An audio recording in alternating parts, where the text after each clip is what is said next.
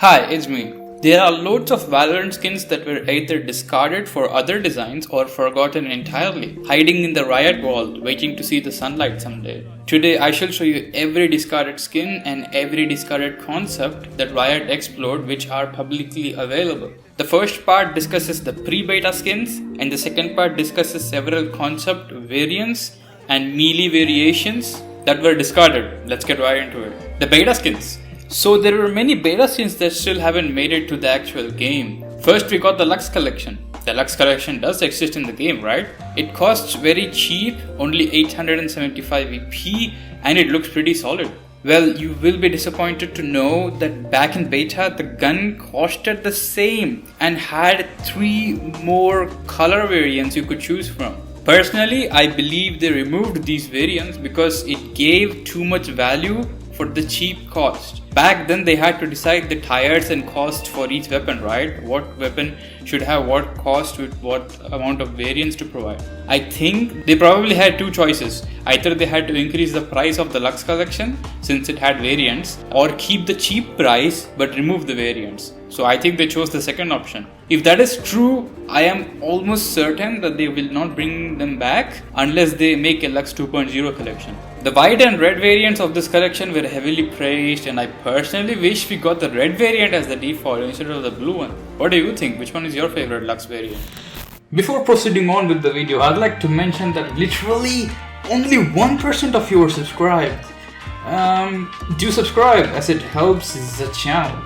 Next, the Imperium dragon themed collection. It only had 2 guns, probably because it was still in development. The skin looked very posh and nice with no VFX. It's been over a year and we still don't have any information on this collection. I think they will re-release them, probably including VFX and variants, but it will definitely take some time to perfect them, and Riot loves to perfect each collection that they release. Some collections take months of development, so this collection is probably having the same treatment. The next collection is the collection that was perfected, modified and re-released several months after beta, the Reaver collection. One of the best collections arguably to date was actually very different in beta. The default variant back in beta was actually more purple compared to the darker bluish sided hue on the default variant today. The Ops red variant also looks different, and the Reaver logo on the gun used to glow bright more towards the white side instead of darker side in the released version, and I think that looked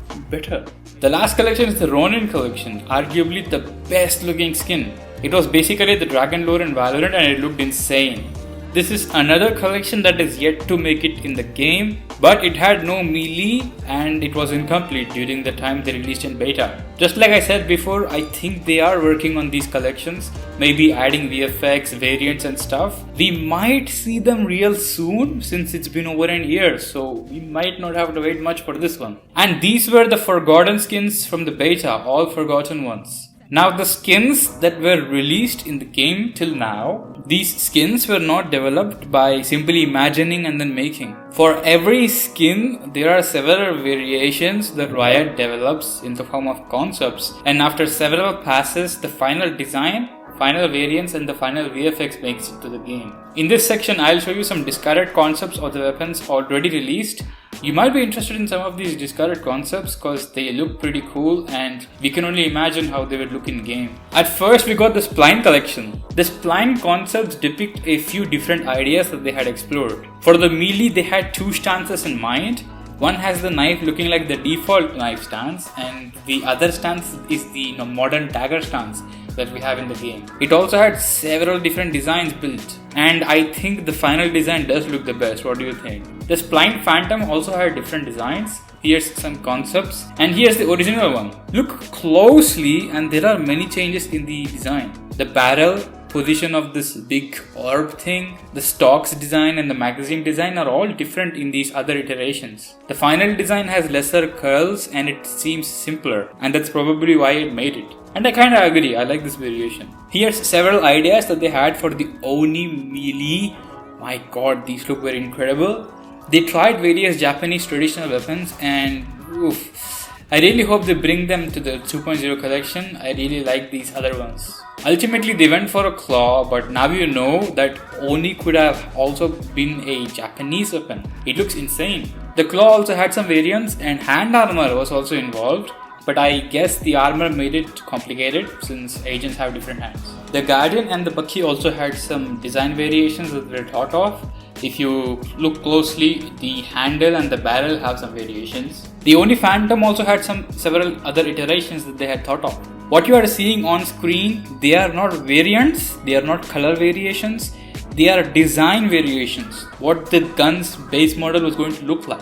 The bottom right model is closer to the original design, and the other designs were meant to be another explored iterations of Oni. I really like the design of the bottom left, especially the magazine. It looks incredible, but through the many passes, the bottom right design had made it. Here's more variations that they had thought of, and wow, these look very scary and menacing. Having the face at the back was probably a good decision though, because you are able to see the face more often with it being in the back. There were also some VFX variations that they had thought of. If you look closely, the smoke's positions are different in these other iterations. The Forsaken Dagger also had some designs that they had come up with. I really wonder how the first one would have looked in the game instead of the S-curve blade that we have today in the game. I like the straight curve rather than an S-curve. Here's Elderflame Dagger variations. Reaver is just there for reference, by the way, in the top left.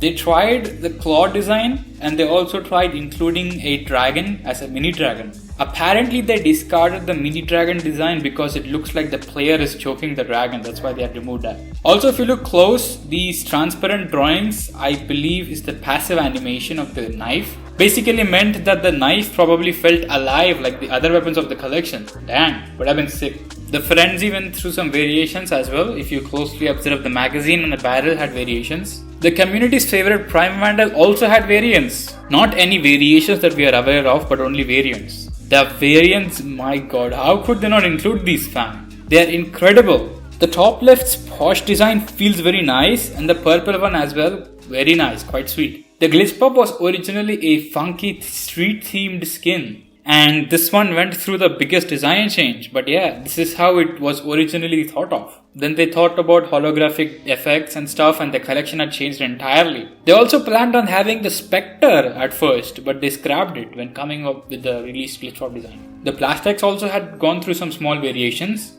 and I like the curvy one to the top right. I think you won't be able to notice differences at first since BlastX in general looks very clunky, but if you pay very close attention, you will notice that some parts have different designs and some portions are completely different. The Luxe MELEE also had some many iterations of variations. I think if you went to any Valoranter and asked their prediction on how much effort the Luxe collection was given by Riot, they would probably say that not much. But in reality, they went through Luxe collection in depth, looking at various designs and stuff. And these are the MELEE designs that they had posted publicly. Looks pretty nice. Which one's your favorite? I think the final design looks pretty good, but I also like the bayonet style design as well in the middle. The Origin collection also went through some small design iterations. In this Vandal concept, the bottom right is closer to the release version and the top left Frenzy is closer to the release version. The size of the circle and the light placements and some more design changes are different in each design. Which one do you like the most?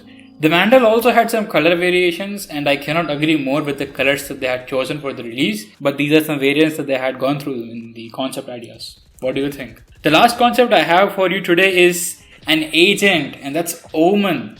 OMEN actually looked very different in early stages of development. He looked more like an assassin from a medieval era rather than a weird creature from the void. And I'm glad they changed the character in the final release. It does give OMEN a unique persona.